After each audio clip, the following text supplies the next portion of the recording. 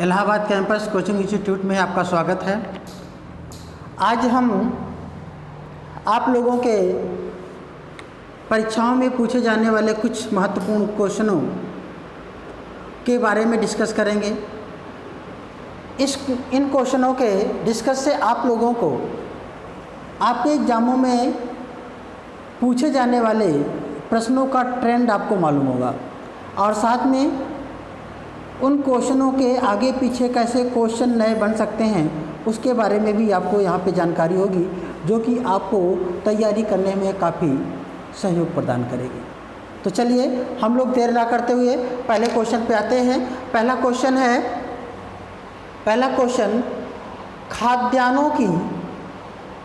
खाद्यान्नों की या कृषि की सर्वप्रथम शुरुआत कब की गई थी? कृषि की सर्वप्रथम शुरुआत कब की गई थी? तो यहाँ पे एक क्वेश्चन होगा आपके एग्जाम में, कई वहाँ पे ऑप्शन होंगे, दिया रहेगा मध्य पाषाण काल में, नव पाषाण काल में, या पूरा पाषाण काल में, या प्रागैतिहासिक ऐतिहासिक काल में। इस तरीके से आपके ऑप्शन दिए होंगे, तो ध्यान रखिएगा। तो इसमें सही जो आंसर होगा वह नव पाषाण काल में। सही आंसर क्या होगा? नव पाषाण काल में। ध्यान रखें, भारत में खाद्यान्नों का उत्पादन या भारत में कृषि का प्रारंभ कब से प्रारंभ माना जाता है? नव पाषाण काल से। कब से? नव पाषाण काल। नव पाषाण काल से माना जाता है। नव पाषाण काल, इस ध्यान रखिएगा, कई चीज़ें यहाँ पे से पूछे जाते हैं नव पाषाण काल में। नव पाषाण काल में खेती के प्रारंभ करने के साक्ष्य मिलते हैं। नव पाषाण काल में पहली बार पहिए का आविष्कार किया गया था। किसका? पहिए का आविष्कार। ये भी पूछा जाता है कि पहिए का आविष्कार जो है किस युग में किया गया? तो कब? नव पाषाण काल में। एक चीज़ें और भी यहाँ पे ध्यान रखेंगे, नव पाषाण काल में मानव के द्वारा आग का भी आविष्कार कर लिया गया था। आग का आविष्कार, आग का आविष्कार का मतलब होता है कि आग का जो है उत्पादन करना वो प्रारंभ कर लिया था। ध्यान रखें, अगर यहाँ पे आग को लेकर के 3 प्रकार के क्वेश्चन बनते हैं। एक तो पूछा जाता है कि मानव आग से कब परिचित हुआ?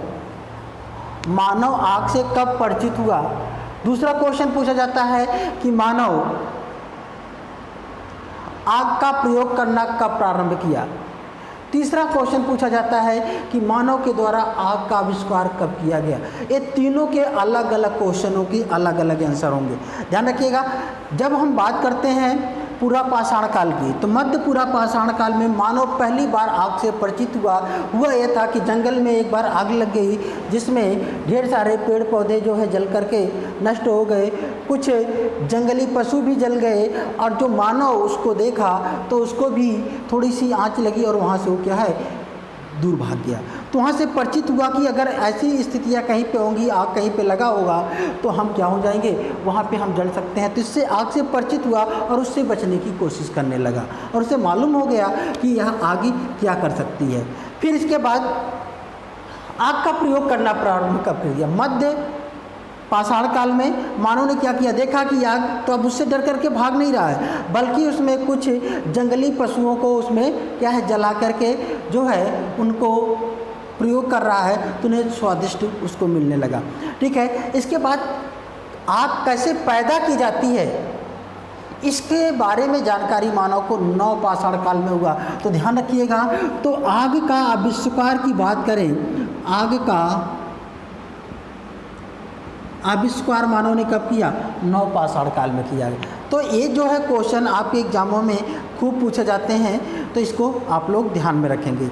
चलिए अगला क्वेश्चन है, भारत में चांदी की उपलब्धता, भारत में चांदी की उपलब्धता का प्राचीनतम साक्ष्य कहाँ से प्राप्त होता है? भारत में चांदी की उपलब्धता का प्राचीनतम साक्ष्य कहाँ से प्राप्त होता है? तो यहाँ पे ऑप्शन होगा हड़प्पा सभ्यता से, वैदिक सभ्यता से, या मौर्यकालीन सभ्यता से, या गुप्तकालीन सभ्यता से। तो ध्यान रखिएगा। तो यहाँ पे इस तरीके से अगर पूछा जाए तो या जो है आप कौन सा सही में लगाएंगे, तो इसका सही आंसर होगा हड़प्पा कालीन सभ्यता से या हड़प्पा संस्कृति से, ठीक है ना। तो चूँकि हड़प्पा सभ्यता से कुछ स्थलों से जो है चांदी के होने के प्रमाण प्राप्त हुए हैं, इसलिए इस आधार पर कहा जाता है कि चांदी के बारे में मानव हड़प्पा काल से ही जो है अवगत हो चुका था। चलिए अगला क्वेश्चन है मूर्ति पूजा का प्रारंभ भारत में कब से माना जाता है। मूर्ति पूजा का प्रारंभ, ये क्वेश्चन काफ़ी महत्वपूर्ण है। मूर्ति पूजा भारत में कब से प्रारंभ की गई, ठीक है ना। तो अगर हम यहाँ पे मूर्ति पूजा की बात करें तो मूर्तियों के बारे में सबसे पहले हमको जानकारी अगर देखा जाए तो कहाँ से प्राप्त होती है, जो है हड़प्पा सभ्यता से। हड़प्पा सभ्यता या सिंधु घाटी की सभ्यता से कई वहाँ पे मृण मूर्तियाँ प्राप्त हुई हैं, कई जो है देवताओं की मूर्तियाँ प्राप्त हुई हैं, कुछ मोहरें प्राप्त हुई हैं जिसमें कुछ देवताओं के अंकन जो है वहाँ पे मिलते हैं। तो इस आधार पर कहा जाता है कि हड़प्पा काल के लोग जो है मूर्ति पूजा करते रहे होंगे, ठीक है ना। क्या करते रहे होंगे, मूर्ति पूजा करते रहे होंगे। तो हड़प्पा कालीन जो संस्कृति है वहाँ से हमें मूर्ति पूजा के जो है साक्ष्य प्राप्त होते हैं। अगर एक क्वेश्चन ये पूछा जाता है भारत में मंदिर बनाने का साक्ष्य कब से प्राप्त हुआ, तो मंदिर बनाने की बात, देखिए मूर्ति एक अलग बात है और मंदिर की एक अलग बात है। अगर मंदिर बनाने का साक्ष्य पहली बार अगर देखा जाए तो भारत में गुप्त काल से मिलता है, ठीक है ना। तो गुप्त काल से मंदिर बनाने के साक्ष्य, इसका मतलब है इसके पहले भारत में मंदिर के साक्ष्य नहीं मिलते हैं, तो गुप्त काल से मंदिरों के साक्ष्य प्राप्त होते हैं। चलिए अगला क्वेश्चन देखते हैं। अगला क्वेश्चन है कौटिल्य का अर्थशास्त्र किस पहलू पर प्रकाश डालता है। कौटिल्य का अर्थशास्त्र किस पहलू पर प्रकाश डालता है। यहाँ पे ऑप्शन होगा आर्थिक जीवन पर, राजनैतिक जीवन पर, धार्मिक जीवन पर या सामाजिक जीवन पर। ये 4 ऑप्शन होंगे आपके सामने। तो ध्यान रखें, ये जो कौटिल्य का अर्थशास्त्र है ये चंद्रगुप्त मौर्य जो मौर्य वंश का संस्थापक था, उसके शासनकाल में चाणक्य, कौटिल्य या विष्णुगुप्त जो उसका प्रधानमंत्री हुआ करता था, अर्थशास्त्र नामक पुस्तक लिखी थी। और इस अर्थशास्त्र में उसने एक राजा को अपने राजत्व को बनाए रखने के लिए किन नीतियों का पालन करना चाहिए, इस पे ज़्यादा जोर दिया था। तो घुमा फिरा करके इसमें इस पुस्तक में क्या मिलता है, सब राजनीति से संबंधित वहाँ पे सब प्रमाण मिलते हैं कि राजा को अपने राज्य में क्या क्या व्यवस्थाओं को करना चाहिए, साम दंड भेद तीनों नीतियों का पालन करना चाहिए, गुप्तचर व्यवस्था को मजबूत रखनी चाहिए, गुप्तचर में महिलाओं को शामिल किया जाना चाहिए, और ये सब चीज़ें उसमें समाहित हैं। तो इसीलिए अर्थशास्त्र को एक राजनीतिक पुस्तक भी कहा जाता है। तो यहाँ पे किस पहलुओं पर सबसे ज़्यादा प्रकाश डालता है, राजनीतिक पहलुओं पर। तो इसका सही आंसर क्या होगा, राजनीतिक पहलू। चलिए अगला क्वेश्चन है किस पुस्तक की तुलना मैकियावेली के प्रिंस से की जाती है। मैकियावेली ने एक पुस्तक लिखी थी जो द प्रिंस के नाम से है।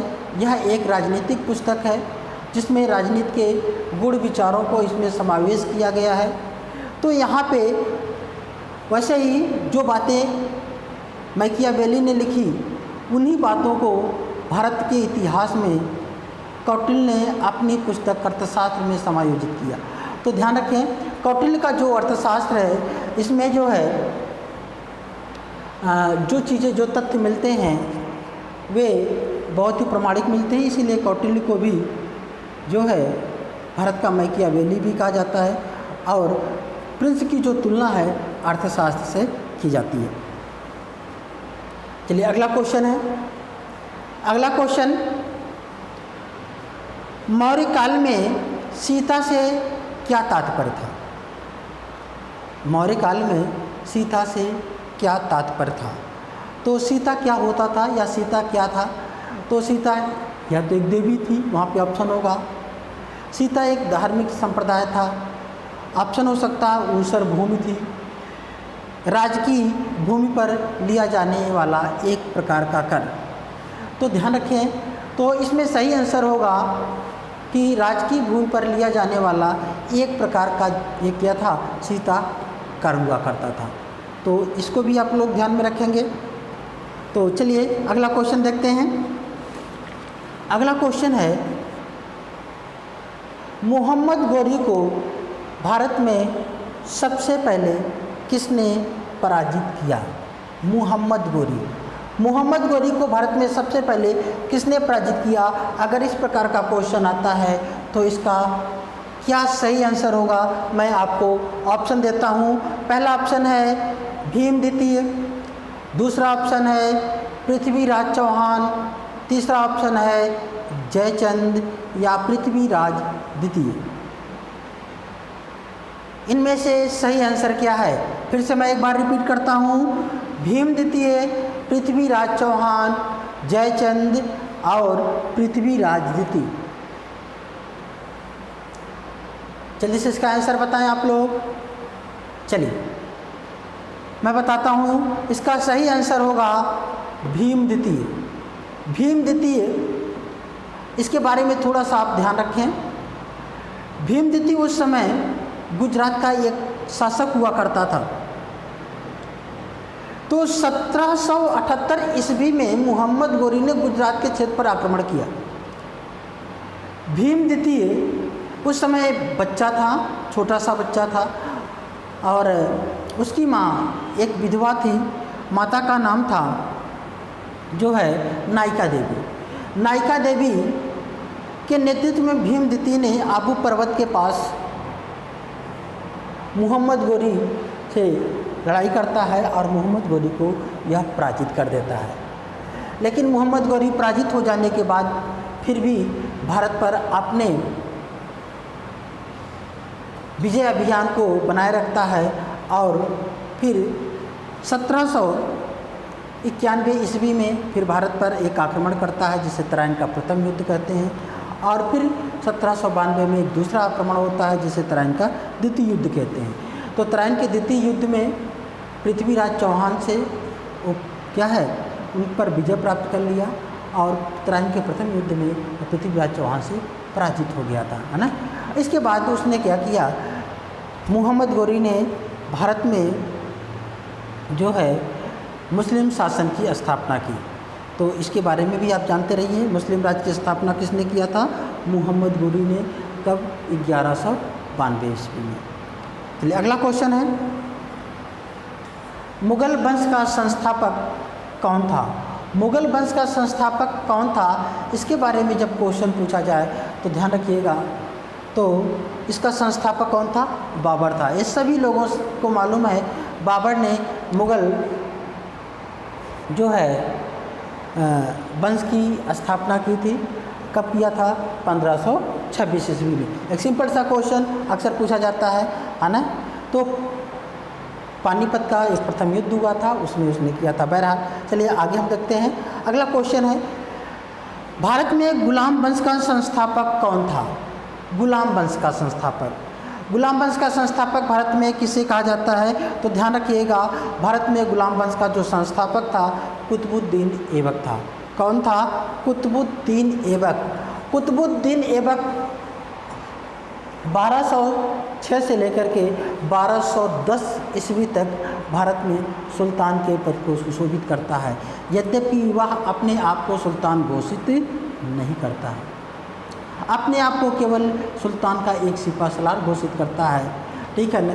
फिर भी भारत में अगर देखा जाए तो यह गुलाम था और जो है इसने यहाँ पे शासन किया। और एक चीज़ और भी बताएं, कुतुबुद्दीन ऐबक एक तुर्क था, इसलिए भारत में तुर्की राज्य का संस्थापक भी क्या है, कुतुबुद्दीन ऐबक को माना जाता है। अगर क्वेश्चन कभी पूछा जाए भारत में तुर्की राज्य का संस्थापक निम्न में से कौन था, तो कौन था, कुतुबुद्दीन ऐबक था। कुतुबुद्दीन ऐबक के बारे में अगर हम बात करें तो कुतुबुद्दीन ऐबक जो है बचपन में बहुत ही अच्छे से, बहुत ही सुरीले अंदाज में एक कुरान को पढ़ता था, इसलिए कुतुबुद्दीन ऐबक को कुरान खां भी कहा जाता है। क्या कहा जाता है? कुरान खां भी कहा जाता है। कुतुबुद्दीन ऐबक की जो है 1210 ईस्वी में पोलो खेलते हुए उसकी क्या है, घोड़े से गिर करके मृत्यु हो गई। ये भी क्वेश्चन पूछा गया है कि किस निम्न में से किस शासक की पोलो खेलते हुए मृत्यु हो गई। एक बार ऐसे क्वेश्चन पूछा गया है, एक बार क्वेश्चन पूछा गया है कि कुतुबुद्दीन की मृत्यु किस कारण से हुई, तो वहाँ पे क्या होगा, पोलो खेलते हुए। चलिए अगला क्वेश्चन हम लोग देखते हैं। अगला क्वेश्चन है सती प्रथा पर प्रतिबंध किसने लगाया? सती प्रथा पर प्रतिबंध किसने लगाया, या सती प्रथा को किसने समाप्त किया, या सती प्रथा का जो है अंत किसके काल में हुआ? इस तरीके के कई बार क्वेश्चन आपके एग्जामों में बने हैं। तो वहाँ पे कई जो है गवर्नरों के नाम दिए जाते हैं, जैसे दे दिया जाएगा वारेन हेस्टिंग दे दिया जाएगा, लॉर्ड कर्जन दे दिया जाएगा, लॉर्ड विलियम बेंटिंग दे दिया जाएगा, लॉर्ड कैनिंग दे दिया जाएगा। तो इसमें सही आंसर किसका होगा? तो ध्यान रखें, इसका सही आंसर होगा Lord William Bentinck. Lord William Bentinck इसी के ही समय में राजा राम मोहन राय के अथक प्रयासों से सती प्रथा को जो है समाप्त किया गया। सती प्रथा का अंत 1829 ईस्वी में एक अधिनियम बना करके किया गया, और वह अधिनियम पहली बार जो है केवल 1829 ईस्वी में बंगाल राज्य तक ही सीमित था, लेकिन 1830 ईस्वी में इसका जो है विस्तार कर दिया गया, मुंबई और मद्रास प्रेसिडेंसी में भी लागू कर दिया गया।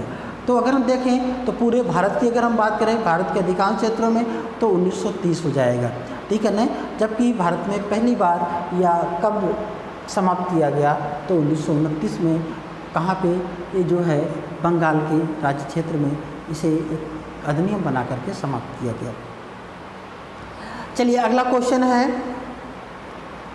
विधवा पुनर्विवाह। विधवा पुनर्विवाह अधिनियम किसके समय में पारित किया गया?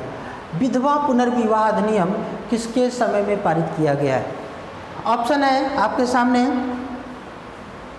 Lord Dalhousie, Lord Canning, Sir Henry Hardinge, Lord Lawrence. ये चार वहाँ पे आपको ये दिए जाएंगे कि ये गवर्नर थे उस समय के, किसके समय में विधवा पुनर्विवाह अधिनियम पारित किया गया। ध्यान रखिए, लॉर्ड डलहौजी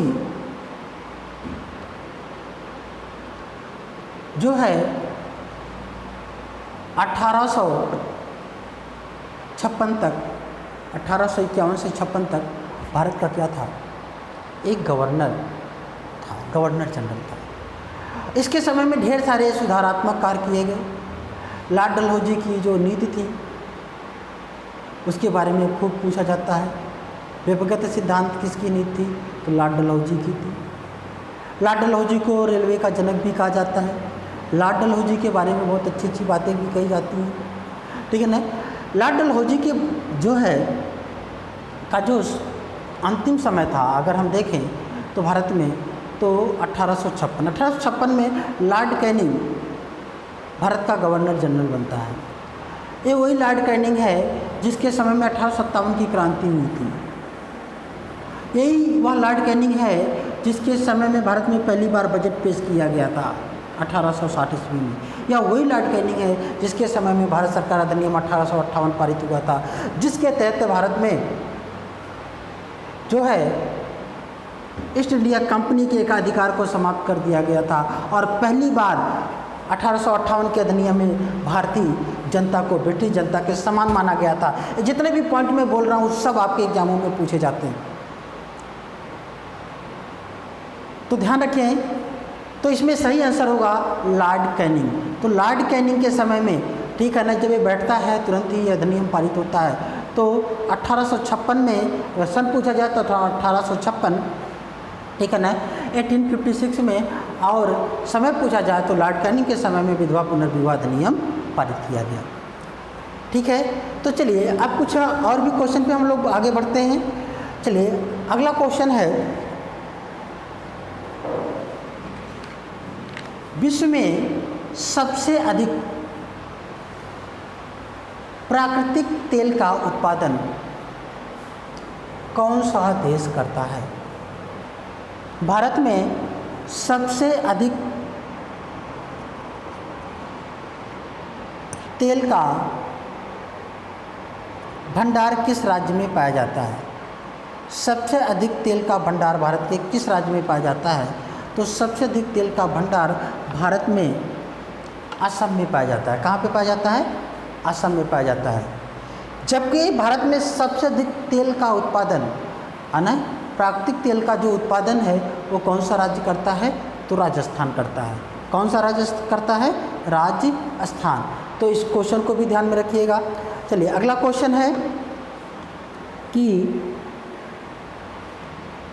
विश्व में सर्वाधिक कोयले का भंडार किस देश में है? विश्व में सर्वाधिक कोयले का भंडार किस देश में है? तो ध्यान रखिएगा। तो यहाँ पे देश की बात आती है तो यूएस में हो जाएगा, यूएसए है ना, या फिर आपका ऑप्शन होगा दूसरा ऑप्शन चाइना, तीसरा ऑप्शन भारत और चौथा ऑप्शन इनमें से कोई नहीं। तो इसमें सही आंसर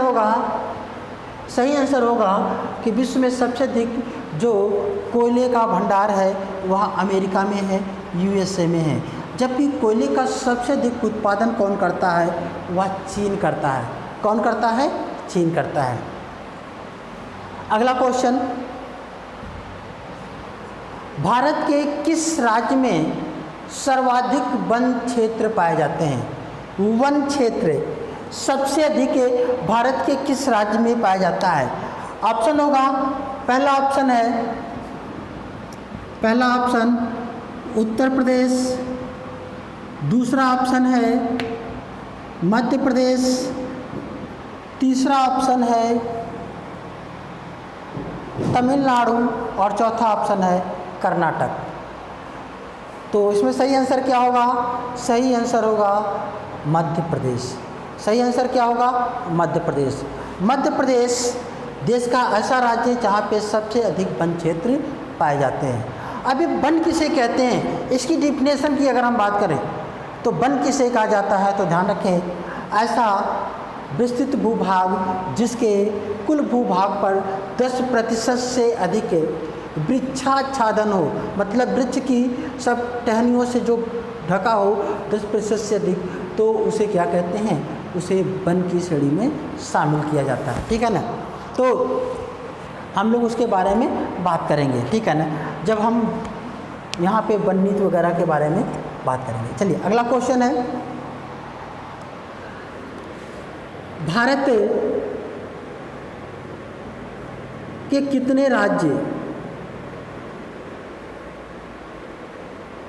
कितने राज्य समुद्र से अपनी सीमा बनाते हैं? तो कितने राज्य बनाते हैं?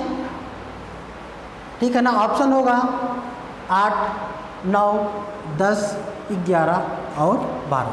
तो इसमें ध्यान रखें, तो सही आंसर होगा 9 राज्य। भारत के 9 राज्य ऐसे हैं जो क्या करते हैं? समुद्र से अपनी सीमा को बनाते हैं। चलिए अगला क्वेश्चन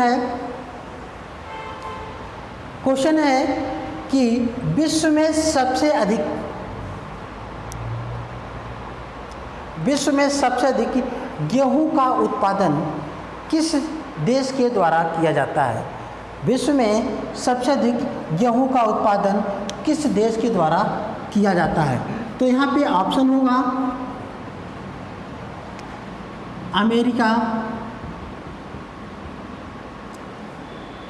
दूसरा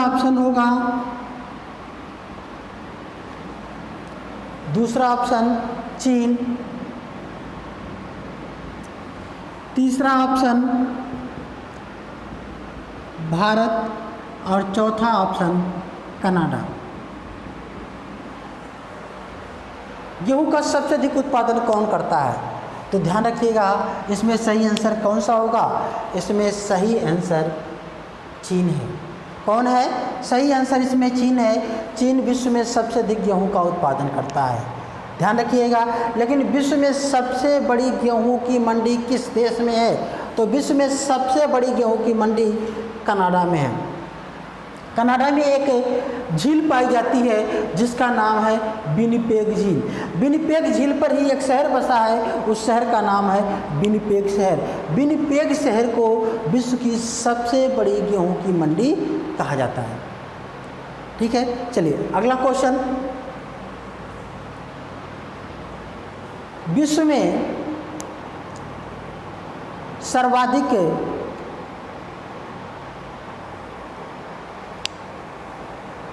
में सर्वाधिक पेट्रोलियम का भंडार किस देश में पाया जाता है?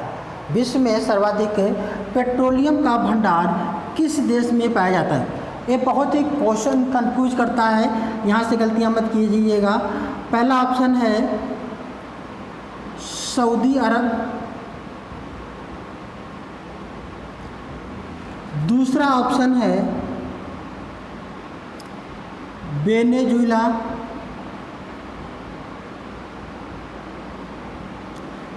तीसरा ऑप्शन है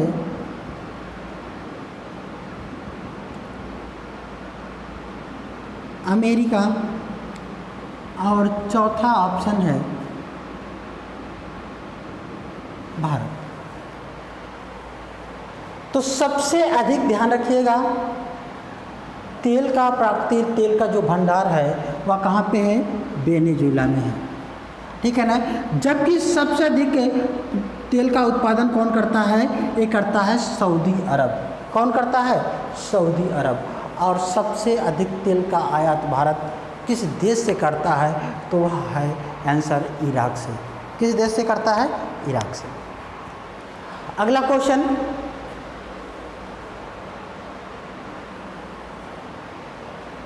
भारत का सबसे बड़ा राज्य क्षेत्रफल की दृष्टि से राजस्थान है। क्षेत्रफल की दृष्टि से उत्तर प्रदेश भारत के किस राज्यों में किस स्थान पर आता है? किस स्थान पर आता है? ऑप्शन होगा प्रथम, द्वितीय, तृतीय या चौथी।